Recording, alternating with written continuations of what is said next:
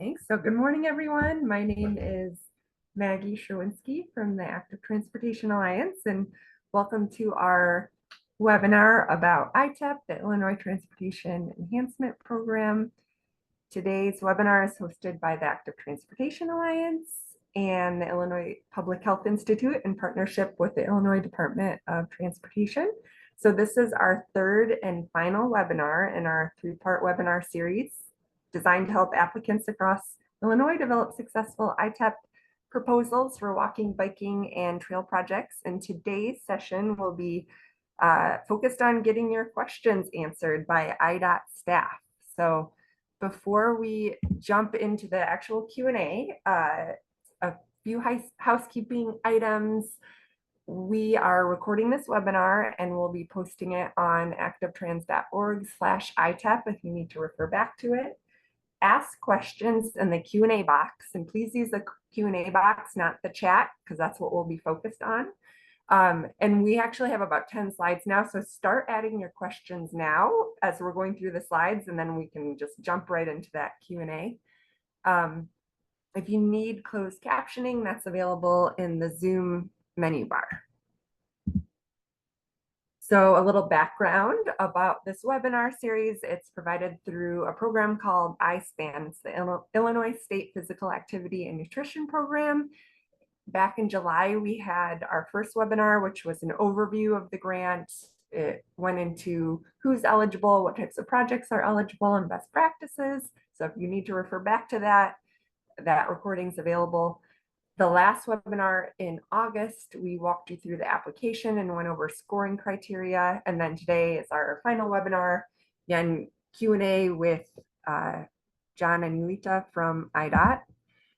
And before we get into ITEP, just wanted to flag the Safe Routes to School grant, which will be opening next year in 2025. And as part of the ISPAN program, we're going to be offering some additional one-on-one application support for up to 10 communities. So if that's something that you're interested in, there's a QR code there that you can scan, and we'll also put a link into the chat, and it's a form that you can fill out to show if you're interested in something like that. But as for ITEP, so just the basics here. So ITEP, Illinois Transportation Enhancement Program, it is federally and state funded. It's a program administered by IDOT, the Illinois Department of Transportation, and it is the state's most significant source of funding for walking, biking, and trail projects. So we always get very excited about when this grant opens every other year. So it opens on even numbered calendar years. So 2024 this year, the next one will open, the next cycle will be 2026. Applications for this period are due September 30th, so the end of the month, and $140 million is available in federal and state funding. And this is the largest, as far as I'm aware, the largest amount that's ever been offered through ITEP. And just a reminder about a few helpful resources that you might want to be referring to as you're working on your application. One is IDOT's ITEP website, which you'll have to go to because that's where the application portal is, where you'll submit your application. But there's also the ITEP guidelines are there, which I find to be, they're very helpful for answering questions. So check that out. There's also a lot of resources on their page. The Active Transportation Alliance, we have a resource page with all of the recordings from the past webinars, as well as a long list of frequently asked questions and answers. And I would recommend doing a Control F or Command F and type in a keyword if there's some question you have, and there might be some helpful information there. And there's also other relevant documents like a sample financial resolution or example of a cost estimate or template that you can find there as well. So that's activetrans.org/ITEP. And then a final note about how to submit your application. So that will be through the ITEP application portal. You'll, after you fill everything out, you add all of the attachments you want to include, you will click finalize and submit a button. Once you click that button, you can edit your application. So just make sure your application is complete before you get to that step. You'll receive a confirmation email from IDOT. And if you do not receive a confirmation within 24 hours, you can email dot.itep@illinois.gov, include your ITEP number, include the date that you submitted, and they can look into that for you. And again, the submission deadline is September 30th at 5 p.m. Central Time. The ITEP database, just so you're aware, it has a maximum allowance of 35 megabytes for attachments for applications. So just keep that in mind. So you might need to reduce some file sizes or resolution of images in your attachments. And if you have any questions as you're working on your application, you can contact the ITEP team at IDOT, and their email is dot.itep@illinois.gov.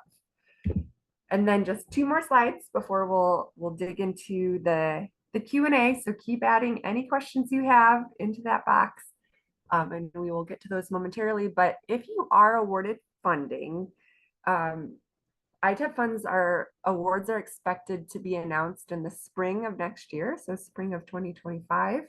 If you are awarded funding, you'll receive an award notification letter. And from there, you'll need to reach out to your district ITEP coordinator at IDOT to set up a kickoff meeting. And that meeting has to be scheduled within 8 weeks of when you receive that award notification letter. And at that meeting, you'll need to share some key milestones, a schedule, so that would include anticipated completion dates of project phases like phase 1 engineering, phase 2 engineering, if that is being covered through ITEP, as well as letting and construction dates. So all of this information is in the ITEP guidelines, so you can refer to it then, but just wanted to kind of give you a heads up of what to expect. And one other note is that local entities must execute an agreement with IDOT for each phase of work for which ITEP funds will be used. So that would mean you need separate agreements for preliminary engineering, land acquisition, and construction. And then also just take note that any work done prior to receiving a notice to proceed or prior to executing that agreement will not be reimbursed. So make sure you get all of that taken care of before you get started on your project. And then again, those ITEP guidelines have a detailed summary of what the responsibilities are for a project sponsor once you're awarded funding. So a lot more details than I just shared here, but just wanted to give you a quick overview. So with that, we will get into Q&A with John and Yulita, and I have my colleague Jim Merrill here from the Active Transportation Alliance. So we're going to alternate asking questions. And Jim, I think if you want to get started with. Sure, yeah. Good morning, everyone. So thanks, folks, for already submitting a bunch of questions. Keep them coming. First one up is, are there instructions on how to jointly apply with another municipality?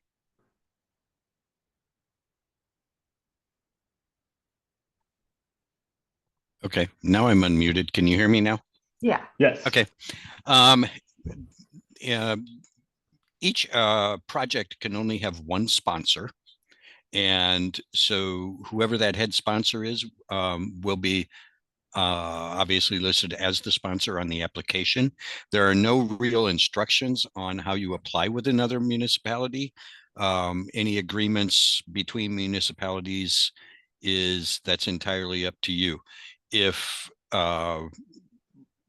Because we will always go to the actual sponsor with any questions or issues or anything like that. All right, thanks, John. Next question is it's an eligibility question. So it says, I am working on the cost estimate for an on-street two-way cycle track project that will include resurfacing the whole roadway and curb repairs along the whole corridor. We are also moving the curb in some locations to accommodate the cycle track. How should I split out these costs between eligible and not eligible? Would the resurfacing of the portion of the roadway used for the cycle track be considered eligible?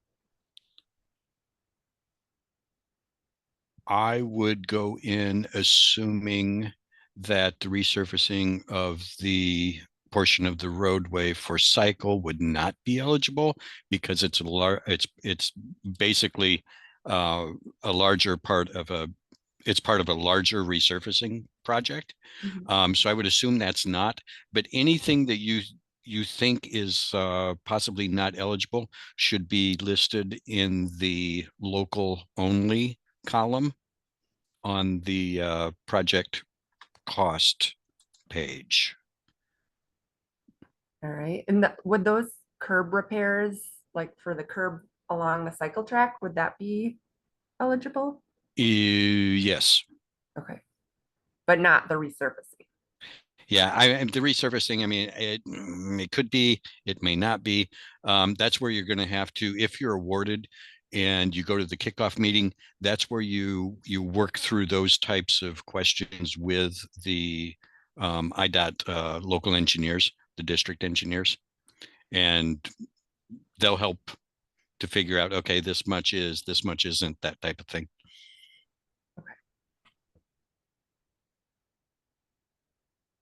All right. Next question.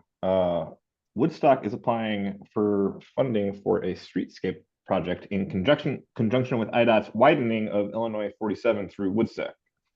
Many of the lights are pedestrian lights, but on the project cost chart in the application, should the cost for the pedestrian lights, which have an 80-20 match in the guidelines, go under construction? The chart only provides a line for streetlights, which have a 50-50 match. Yes. If you have pedestrian lights, make sure that they're included in your detailed cost estimate, and that should be listed under construction because those are 80-20. All right, thanks. Next question is about railroads. How can you show railroad coordination without an agreement? Should they be attaching a record of emails, phone calls, and meetings, or what would you advise? Well, there is a box on that page, so there is a place to add comments. Definitely put a statement in that comment box that you have already begun negotiations and communications with the railroad. If you have anything that gives us a clue to the status of what the railroad is saying, or of the status of those negotiations, then yeah, you'll want to attach that.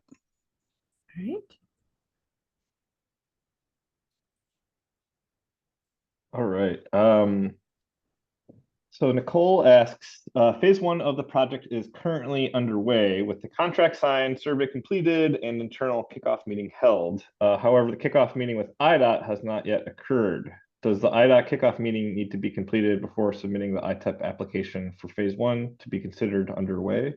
If so, would having the meeting scheduled suffice? I guess, so how do we know if phase one is underway? You tell us in the comment box. There's a checkbox there that lets us know that you've started phase one, and then in that comment box, let us know what the status is. Right. And then another question from Nicole. Oh wait, does the project need to be in the TIP in order to get phase one design approval? I don't believe so. Talk to your MPO to determine when that has to be added in. Is a local public agency project eligible for ITEP funds? The project did not go through a phase one study with IDOT review. Is a local agency project eligible? I'm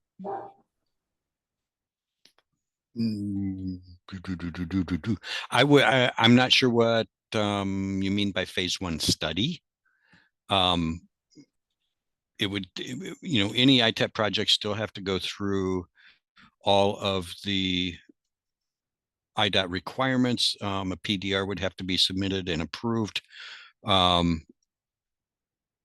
So I would make contact with your IDOT district office and let them know exactly where you are, and they would be able to answer that question for you.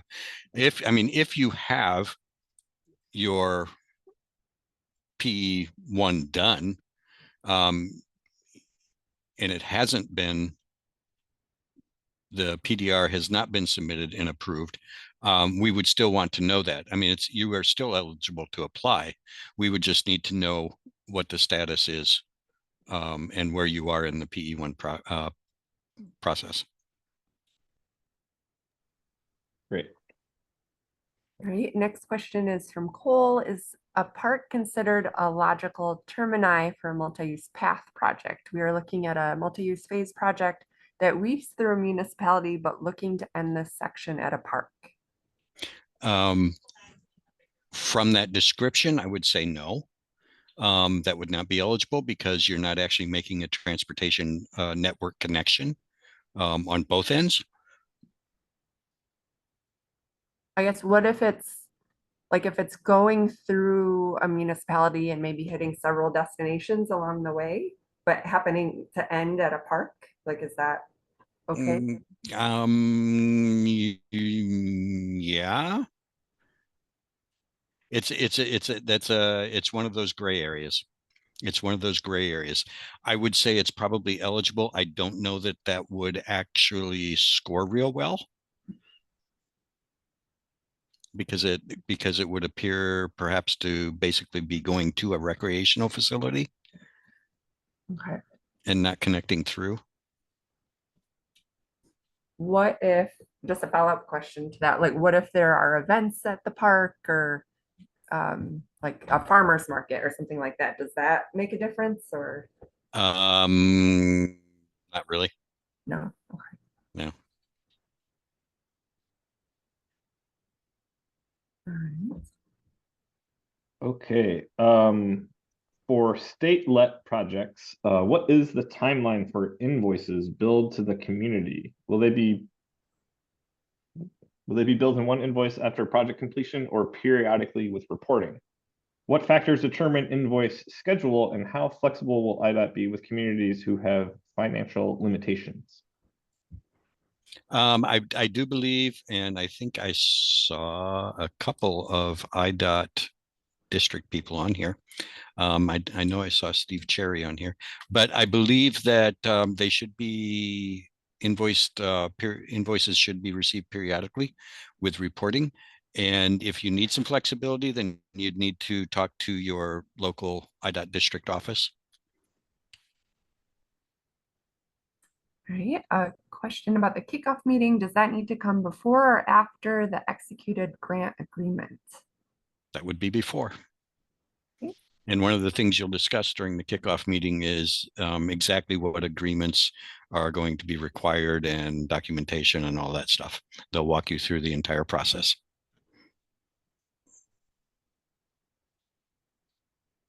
Okay, a component of our overall project plan includes a street crossing for pedestrian bike access to our elementary school for students and their families. We are still considering a couple of different options for that crossing. Should we include the options in the proposal, or should we focus on one, knowing it may need to change once actual construction starts? You need to focus on one, because if you start putting options in there, then we're going to get confused as we're reading through the application, and we're going to say, what exactly are they doing? Because I'll just say that we will probably get around 250 applications, and we have to review and score each of those applications independently. So we scan through them fairly quickly. So be as focused and detailed as you can be, but in that situation, I would pick what you think is the best and go from there. If you get into the kickoff meeting and you start discussing some different options and stuff, then at that point, there's the possibility of moving some things around. Right. Question about sidewalks. Can sidewalk construction be included in this grant? Yes. Yes.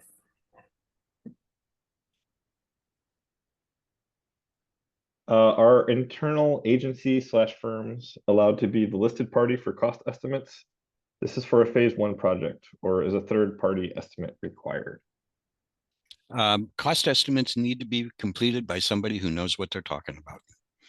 If that is a consulting firm, an engineering firm that you've hired, that's awesome.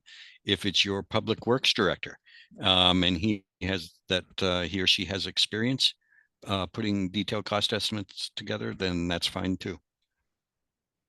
One of the things that you will be scored on is the accuracy of the perceived accuracy anyway of your cost estimates. What we're looking for is your cost estimate should be, plus or minus 10% of what we think it should be. So make it as detailed and accurate as possible.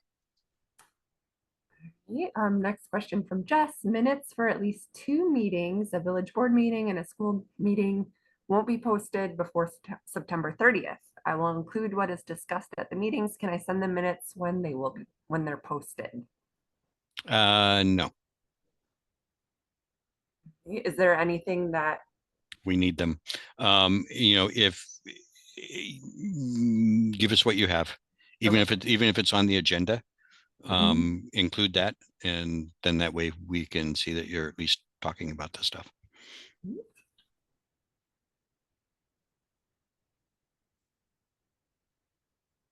Okay, are we allowed to include a document as an additional attachment where we address each review criteria one by one? You are allowed to attach anything you like. Anything that you have that you think will help. Matt's question is projects can be combined on applications between a county and a municipality located in the county, correct?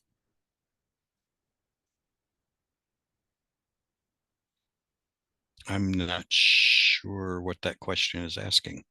Yeah. Like if it's like, can a county and municipality work together? Yes, but like as John was explaining earlier, there can only be one sponsor. Right. Yeah. Either the county or the municipality will have to sign up to be the sponsor. Yeah, but Matt, let us know if we didn't answer that or you need more clarity.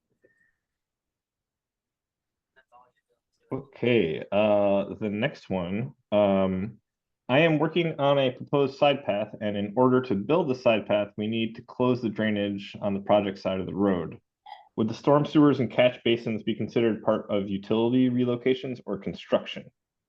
And thank you for answering our questions. In that case, I would probably just include that in the construction. Off the top of my head. I mean, that would be the safest place to put it. I mean, you're doing it because of the construction of the side path. So that's where I would include it. All right. Question is, would a community being on the IDOT 5-year plan for a state route renovation benefit or hurt their application? I don't think that it would benefit or hurt either way. Just make sure that, as you're putting your application together, that first of all, you mention it in the application. And also before you turn in your application, I would definitely check with the IDOT district office and see if they have any input that that would need to be included in the application.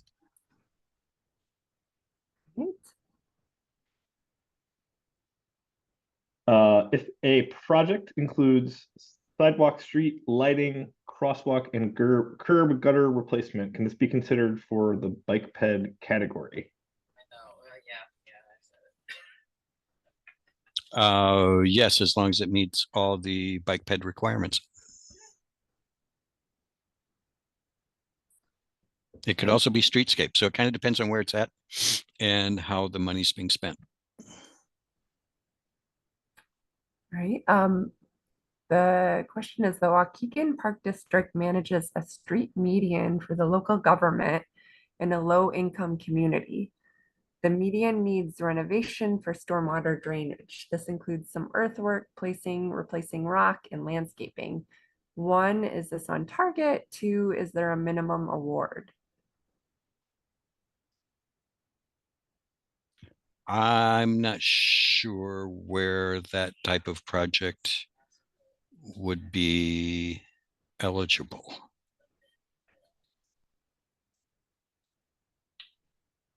Street median for local government. Renovation for stormwater damage. We can't do any road work. That's not eligible. And landscaping, stormwater work would not be eligible as a standalone project. So from that description, I don't think that would be an eligible project.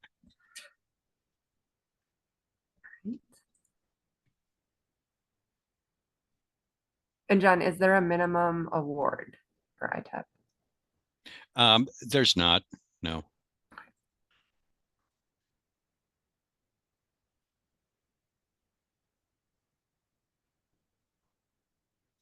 For a pedestrian bicycle facility project, would streetscape elements like brick pavers, bike racks, bus shelters, and trash cans be part of the eligible costs? Trash cans cannot, I can tell you that right off the bat. Brick pavers would be eligible. Bike racks would be eligible if they are permanently affixed. And bus shelters could be, maybe, doubtful, but maybe. There's a pretty good list in the ITEP guidelines of what is and is not eligible. Okay. Would it be beneficial for neighboring villages to support each other's projects? So through a letter of support, particularly if the long range goal is to eventually connect the communities via a pedestrian bike path. Support, absolutely. Yeah. Absolutely. Get them to write letters.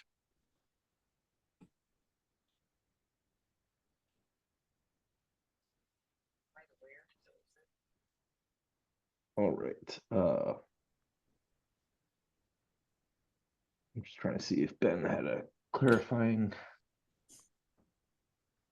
Sure, I'm not trying to understand. Was Ben the I think that was that the stormwater question? Yeah. Maybe the I'm not median. phrasing that correct. Streetscapes, standalone landscape projects are ineligible. No, I lost Ben. Okay. I lost Ben again. Sorry, Ben. Well, let us know if you still need an answer. Oh, Ben. there it is. Streets. Okay, there it is. Streetscape, standalone landscape projects are ineligible. Yeah. I think we answered the question.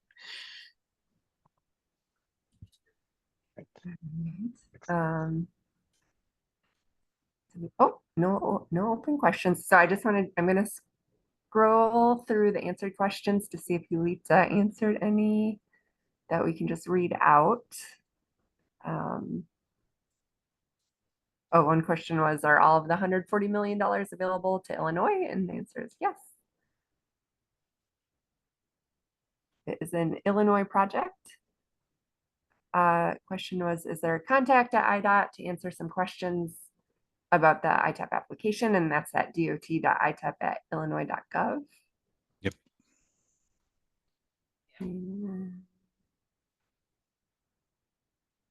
And then can a local agency submit for phase 1 project funding?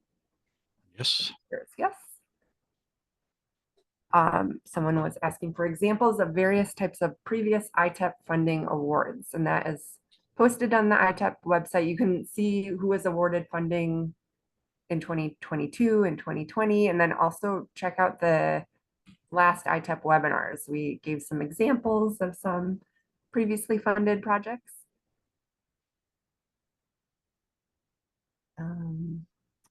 What information is good to mention when describing previously awarded ITEP projects? And Yulita says the ITEP numbers. So it's like you get an application number. Is that right? Yeah, as soon as you submit an application, you get an ITEP number. The system gives you that. And if you want us to know anything about a previous project, include that ITEP number and we can look that up. And then question, can a quasi-governmental agency be a sponsor? So for instance, the Illinois Medical District. They would have to work with a municipality, local agency, and the local agency would be the sponsor. All right. And are repaving of parking lots eligible? No. Nope. And then someone asked, what are some examples of matching funds? There's a list in the ITEP guidelines, and we talked about it in the first webinar, but so some examples are the motor fuel tax, non-transportation related federal funds, IDNR, grants, community block grants, economic opportunity tourism funds. So there's lots of examples out there, as well as local municipal funds. Yep. But okay, I think we can return to the open Q&A. Jim, do you want to? Oh yeah, we got a lot we got some more questions coming in. Athena asks, I'm trying to figure out how to show precast concrete curb protection on the detailed cost estimate. If I may editorialize, that's awesome. Sounds like an exciting project. There is no IDOT pay item number that I could find in the most recent coded pay items. We plan to use a CDOT standard design for these. Should I have a line in the detailed cost estimate for these precast curbs that does not use a pay item number? Is it necessary for all items in the detailed cost estimate to use IDOT pay item numbers? Good question. We do not. I mean, as far as reviewing and scoring, we don't need to see pay item numbers. We just need to see that it is a detailed cost estimate with everything listed. Great. If a sponsor requests phase 1 project funds, do they need to identify the design team and their own project management capability? No.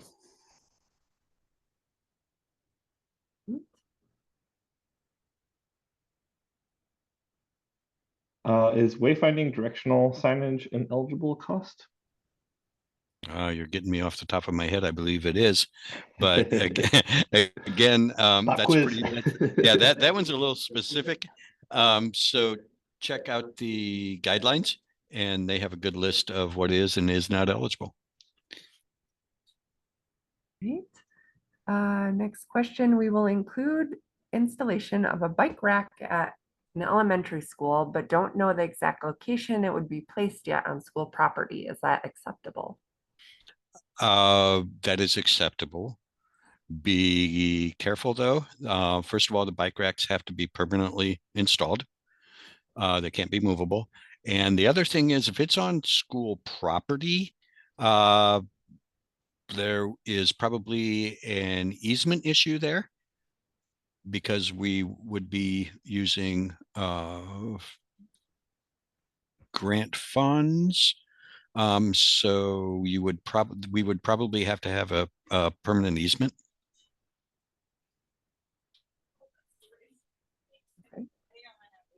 Again, that would be a good question for your local roads engineers at the district level.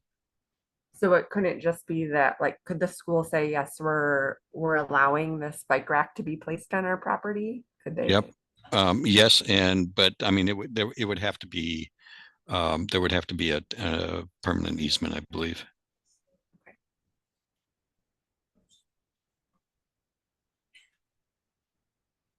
All right. This next question is about different kinds of community involvement and feedback.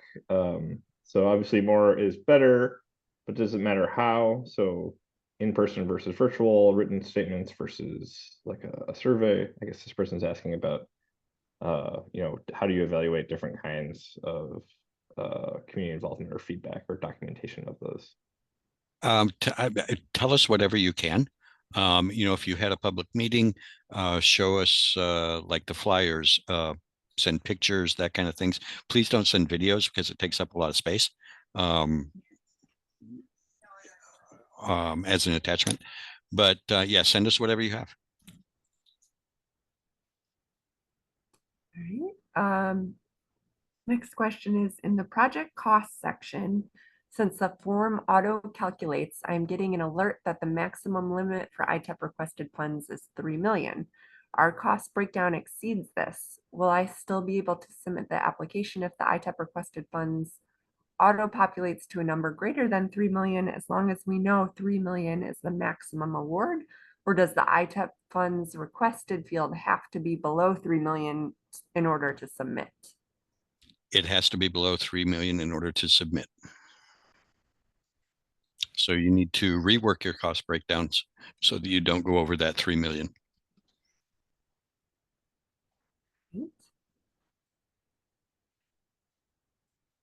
Here's another question about what sounds like a cool project.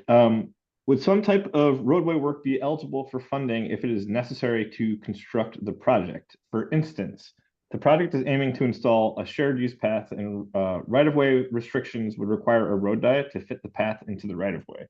So this road diet would require the removal of a raised median and installation of roadway pavement in its place. Would those items be eligible for funding?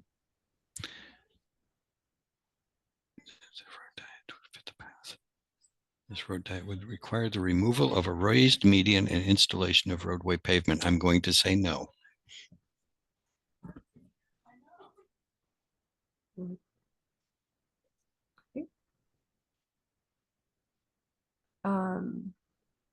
Follow-up question from Jess about the bike rack question. We have support from the school district. Would easement acquisition language need to be in their letter of support? It wouldn't necessarily need to be, but it would be a good idea. Yep. And that kind of goes to any other type of right-of-way acquisition for anyone.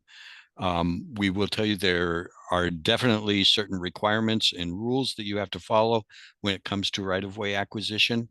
If you need right-of-way, don't just run out and buy it, because if something goes wrong, then that could cause real issues with federal funding. So don't go out and buy anything, but let us know if you've already talked to the people that you need to acquire right of way from. If they can include a support letter, that is awesome. Let us know that you're working on it, but again, don't go out and just buy it. And could the school in this case, could they say, we'll donate this easement? Absolutely. But like donation would have to officially happen after the project starts. Yeah, and that can be just, again, just a letter of support. We support this project. We are willing to donate X amount of right of way in order to achieve this project type thing. Okay. That's awesome.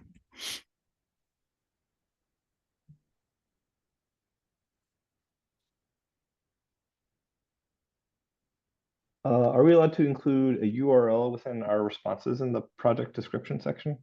Please don't. Because if it doesn't work and we don't see something, then yeah.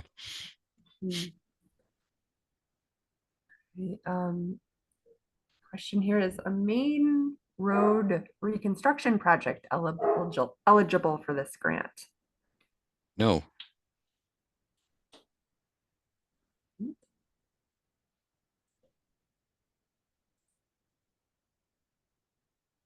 You're welcome, Jess. Just says thank you.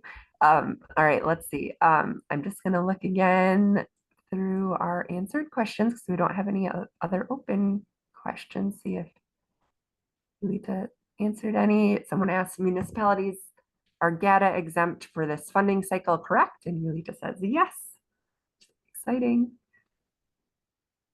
Someone was asking for a link to the application that is in the answered Q&A box. Also, you can find it if you go to the IDOT ITEP webpage. I think I can't remember what link you go to, but look in the Q&A box if you need that link. I think I also posted it on the activetrans.org/ITEP site. And someone was wondering if they could get a link to the 2022 awards. So you need to put that in the Q&A box as well.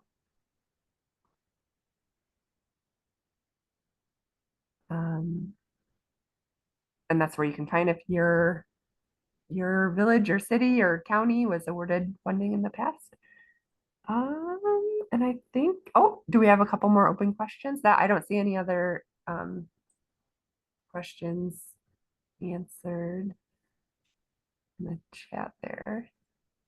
Just one, can a Department of Transportation of a municipality be a sponsor? Yes. All right. Well, I think that might wrap up our Q&A. Wow, that was quick and yeah. easy. I know. Wait, we had another late one. breaking. Okay. Yeah, we had to make it to 50 questions. Yeah. There we go. That was good. So project includes replacing sidewalk and adjacent curb and gutter. The existing HMA resurfacing is paved over the gutter flag, so repair of the HMA will be needed. Is milling and paving for this repair eligible? I'm going to hesitantly say yes. I think so.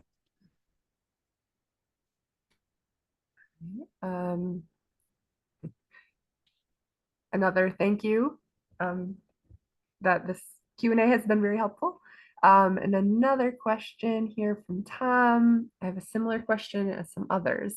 The project in question involves taking a 4-lane road down to 3 lanes to allow for room for a shared use path. This is in a low income area, so ineligible items will be hard to fund. We were thinking the entire project is eligible because the city doesn't do the road diet for 4 lanes to 3. There is not room for the SUP, shared use path. Because matching funds could be a big issue for this community, should we set up a meeting with you or our local IDOT district to discuss specifics? I would talk to the local IDOT district if that could possibly be eligible. It kind of, when we come to those questions like this, it's kind of, you know, how much road work are we doing versus how much shared use path, if that makes any sense. So a lot of these kind of fall into a gray area, and it can be somewhat subjective. So it's definitely worth setting something up to talk to the local IDOT district.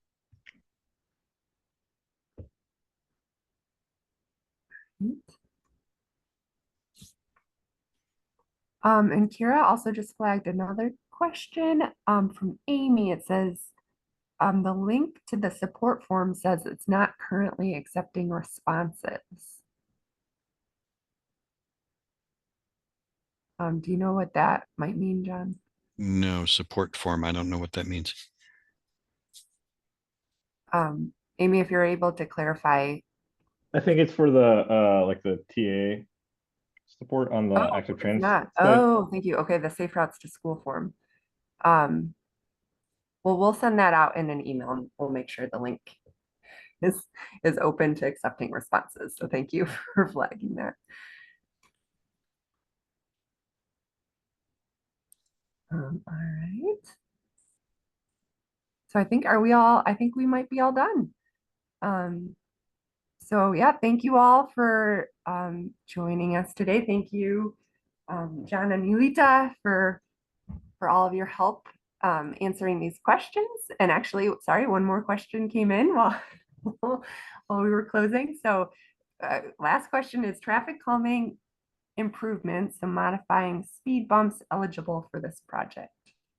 Oh, I see. We're getting okay. We're getting very specific. And some of these are kind of hard. Speed bumps, I would say no. That is road work. Right. And a lot of these, you know, I would just say, you know, when we get into real specific things like that, sometimes it is best to have a one-on-one call. Mm-hmm. So we can actually look things up, you know, either if it's more of an engineering type thing, definitely go to your IDOT district office. We can answer some general questions, but sometimes it's better just to talk to someone. Simply because we get more information and we can ask questions back and forth. You know, we can look things up on Google Maps and see exactly what you're talking about, where you're talking, that kind of thing. So yeah, I know that probably a couple of these answers we waffle on in this kind of a format, but it's just because, you know, we don't want to tell anybody something wrong. So sometimes it's worth a phone call or an email, and we can chat further. Okay. And John, would you recommend like contacting that dot.itep email versus connecting directly with, you know, your district ITEP coordinator?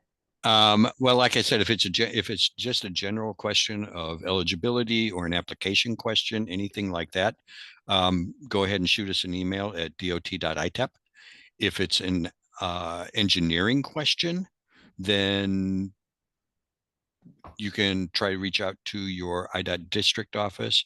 And if, you know, even if it's an engineering question, anybody who contacts us at dot.itep, we will definitely answer that and put you in touch with the right person that can help answer the question. Right. And actually another question came in the chat or in the Q&A box. One more question. So part of the cycle track project is signal modernization. I'm guessing new cabinets and signal poles are not eligible, but would audible pedestrian push buttons, bike signal heads, and countdown ped signals be considered eligible? Yes, they would.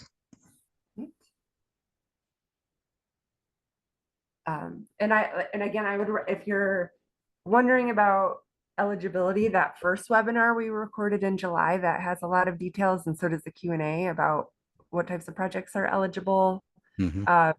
And the ITEP guidelines has a long list. So you might also refer to that as well as you're trying to figure things out for your own project. All right. Well, thank you all. These are some good questions, and it sounds like we've got some exciting projects. I mean, getting anxious to start looking through applications. Right. Yeah, you guys have a couple more weeks, so good luck with your application. The clock is ticking. Yep. But glad you came today to kind of dig into those last minute questions you all had. So thank you all, and yeah, we'll send out a follow-up email with some links and the recording. So thank you. Thanks, everybody.